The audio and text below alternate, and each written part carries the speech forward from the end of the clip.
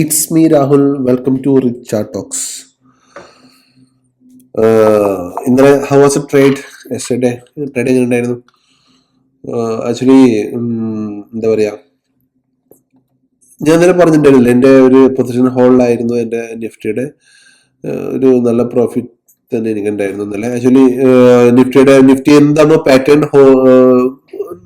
Continue ചെയ്യുന്നത്, actually ഒരു ഗ്യാപ്പിലാണ് അത് പോയിക്കൊണ്ടിരിക്കുന്നതെങ്കിലും ഞാൻ പറഞ്ഞിട്ടായിരുന്നില്ല, നിഫ്റ്റി പ്രോപ്പർ ഒരു അപ് ട്രെൻഡിലാണ് പോയിക്കൊണ്ടിരിക്കുന്നത് കേട്ടോ.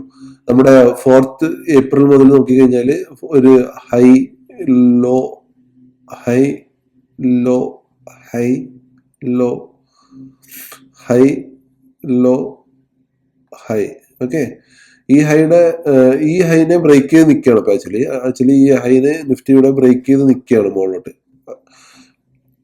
അപ്പം ഈ ഹൈനെ ബ്രേക്ക് ചെയ്തത് മാത്രമല്ല, നിഫ്റ്റി ഒരു മേജർ ട്രെൻഡ് ലൈനെ ബ്രേക്ക് ചെയ്ത് അതിന്റെ മുകളിൽ സസ്റ്റെയിൻ ചെയ്തിട്ടുണ്ട്. വീക്കിലിയിൽ ഞാൻ കാണിച്ചു തരാം.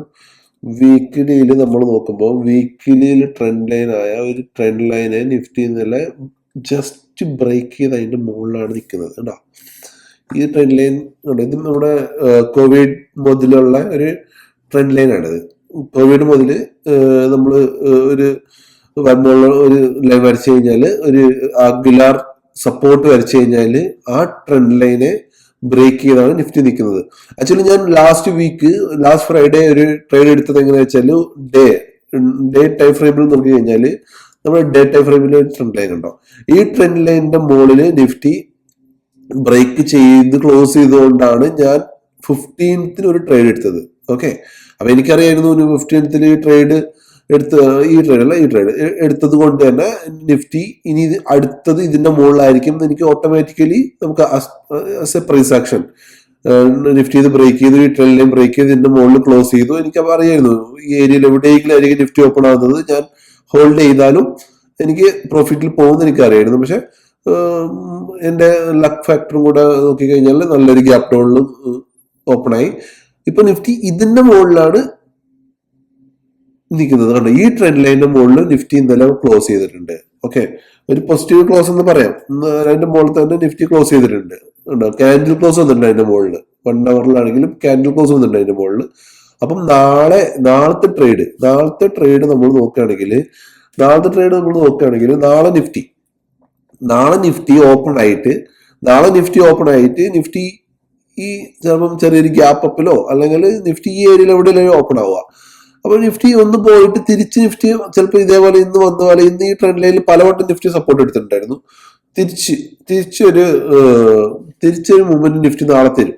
നാളെ ഒരു 70 to 80% പ്രോബിലിറ്റി ഉണ്ട് നിഫ്റ്റി മൂവ്മെന്റ് നാളെ തരും. അങ്ങനെയാണെങ്കിൽ നമുക്ക് നാളെ 23,604 23,808 നാളെ തന്നെ വരുന്ന അറിയില്ല. 23,604 ഈ ഒരു ഏരിയയിൽ നമുക്ക് നാളെ ഈ ഒരു സോൺ, ഇതൊരു സോണായിട്ട് എടുക്കണം കേട്ടോ. ഈ ഒരു സോണിൽ ഇവിടുന്ന് ഈ ഒരു ഏരിയയിൽ എവിടെ വന്നാലും നമുക്ക് നമ്മുടെ പൊസിഷൻ ക്ലോസ് ചെയ്യാം. ഓക്കെ, 500 പോലെ 600 പോലെ ഏത് ഏരിയയിൽ വന്നാലും നമ്മൾ കറക്റ്റ് ഒരു പോയിന്റ് ടാർഗറ്റ് വെച്ച് നിൽക്കരുത്. അതായത് 500 മുതൽ 600 ഇടയിൽ എവിടെ നിഫ്റ്റി കണ്ടാലും നിഫ്റ്റി നമുക്ക് പൊസിഷൻ ക്ലോസ് ചെയ്യാം. നാളെ ഇങ്ങനെ ആയിരിക്കും നിഫ്റ്റിയുടെ നാളത്തെ മൂവ്മെന്റ്. അപ്പൊ ഞാൻ പറഞ്ഞോളൂ, ഈ 2 ട്രെൻഡ് ലൈൻ നിങ്ങൾ വരച്ചിട്ടില്ലെങ്കിൽ തീർച്ചയായിട്ടും വരച്ചു വെക്കേണ്ടതാണ്. ഇപ്പൊ ഈ ട്രെൻഡ് ലൈൻ ഓൾറെഡി ഇത് ബ്രേക്ക് ചെയ്തു. ഇനി തിരിച്ച് താഴോട്ടൊരു മൂവ്മെന്റ് നിഫ്റ്റി തരികയാണെങ്കിൽ ഓക്കെ, നമുക്ക് അതിന്റെ ആവശ്യമുള്ളൂ. അല്ലെങ്കിൽ വേണ്ട. ചെറിയൊരു FEG ഒക്കെ താഴെയുണ്ട്, പക്ഷെ അതൊന്നും FEG ഉണ്ട്. പിന്നെ ഒരു ഗ്യാപ്പ് ഉണ്ട് താഴെ, 2 ഗ്യാപ്പ് ഉണ്ട് താഴെ നിഫ്റ്റിക്ക്. ഇതൊന്നും നിഫ്റ്റി എടുത്തിട്ടില്ല, നിഫ്റ്റി കയറിപ്പോയി. മേ ബി ചിലപ്പം നിഫ്റ്റി മുകളിൽ തന്നെ പോകാൻ ചാൻസ് കൂടുതൽ. ഇത് ബ്രേക്ക് ചെയ്ത് കഴിഞ്ഞാൽ ഈ കറക്ഷൻ പിന്നെ എപ്പോഴും സംഭവിക്കാൻ ചാൻസ് ഉള്ളൂ. അപ്പൊ നാളെ നിഫ്റ്റിയുടെ ഒരു വ്യൂ ഇതാണ്. ഇതിന് മുകളിൽ നിഫ്റ്റി ക്ലോസ് ചെയ്ത് ഇവിടുന്ന് ഒരു സപ്പോർട്ട് എടുത്തിട്ട് തിരിച്ച് കയറുകയാണെങ്കിൽ മുകളിലോട്ടുള്ള ഇത് നാളെ നമുക്ക് കാണാൻ കഴിയും. നിഫ്റ്റി ബാങ്ക് നമുക്ക് നോക്കാം. നിഫ്റ്റി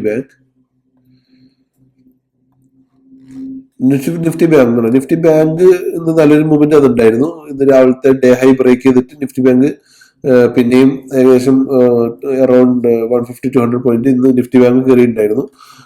ഞാൻ പറഞ്ഞായിരുന്നു നിഫ്റ്റി ബാങ്ക് ഇതിന്റെ മുകളിൽ സസ്റ്റെയിൻ ചെയ്യുകയാണെങ്കിൽ നിഫ്റ്റി ബാങ്കിന് മൂവ്മെന്റ് ഉണ്ടാവുമെന്ന് പറഞ്ഞായിരുന്നു. നിഫ്റ്റി ബാങ്ക് ആക്ച്വലി നല്ലൊരു മൂവ്മെന്റ് ആണ് മുകളിൽ വന്നിട്ടുള്ളത്. നമുക്ക് നിഫ്റ്റി ബാങ്കിന് ജസ്റ്റ് ഒന്ന് അനാലിസിസ് ചെയ്യാം. ഡേ ചാർട്ട് ഇടാം ആദ്യം. അത് ജസ്റ്റ് 1 വീക്കിലി ഇട്ട് നമുക്ക് ജസ്റ്റ് ഒന്ന് വ്യൂ നോക്കാം, എന്താണ് നിഫ്റ്റി ബാങ്കിന്റെ view. Okay, Nifty bank fully bullished ആണ്. അപ്പം ഇനി മുകളിലോട്ടുള്ള ഇത് നമുക്ക് ലൈൻ മുകളിലോട്ടുള്ള നമ്മുടെ ഏരിയാസ് നമുക്ക് വരയ്ക്കാം. അതിനുവേണ്ടി നമുക്ക് ഡെയിലി ഇടാം. ജസ്റ്റ് വീക്കിലി ഇട്ടിട്ട് എന്തെങ്കിലും പാറ്റേൺസ് എന്തെങ്കിലും ഉണ്ടോ ജസ്റ്റ് നോക്കിയതാണ്, പ്രത്യേകിച്ച് ആണെന്ന് കാണാനില്ല.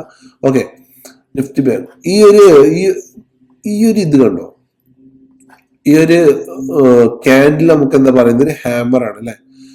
അപ്പൊ നാളെ ഇതിന്റെ മുകളിൽ ഓപ്പൺ ചെയ്യുകയാണെങ്കിൽ, അപ്പൊ നാളെ ഇതിന്റെ മുകളിലാണ് ഓപ്പൺ ചെയ്യുന്നെങ്കിൽ നാളെ ഇത് മുകളിലോട്ട് പോകും. ഓക്കെ, നാളെ ഇത് മുകളിലോട്ട് പോകും. നാളെ നമുക്ക് ഈ ഒരു ഏരിയ നോ ട്രേഡിംഗ് സോൺ ആയിട്ട് എടുക്കണം നാളെ. ഓക്കെ, നാളെ അപ്പം ഇതിന്റെ താഴോട്ടോ ഇതിന്റെ മുകളിലോട്ടോ ട്രേഡ് ചെയ്യുന്നതായിരിക്കും സേഫ്. അപ്പൊ നാളെ നമുക്ക് ആദ്യം എഴുതി വെക്കാം no trading zone.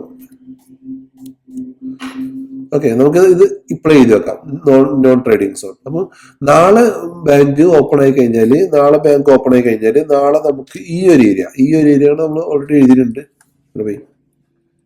No trading zone. Okay, ഈ ഒരു ഏരിയ നമ്മൾ നാളെ ട്രേഡ് ചെയ്യരുത്. ഈ ഒരു ഏരിയ ട്രേഡ് ചെയ്തതിൽ നമുക്ക് നമ്മൾ വിചാരിച്ചൊരു മൂവ്മെന്റ് നമുക്ക് നാളെ കിട്ടിയെന്ന് വരത്തില്ല. മീൻസ് നമ്മൾ ലോസ് ആകാൻ ചാൻസ്.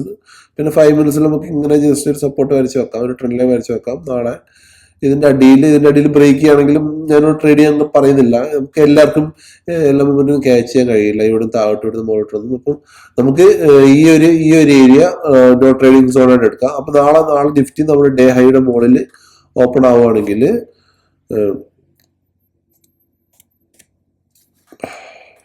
മുകളിലോട്ട് ഫസ്റ്റ് ടാർഗറ്റ് ആയിട്ട് നമുക്ക് ഇത് വരും. ഓക്കെ,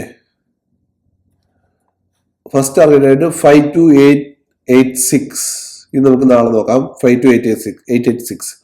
അപ്പൊ നാളെ ഫസ്റ്റ് ടാർഗറ്റ് ആയിട്ട് 52886 നാളെ ടാർഗറ്റ് വെക്കാം.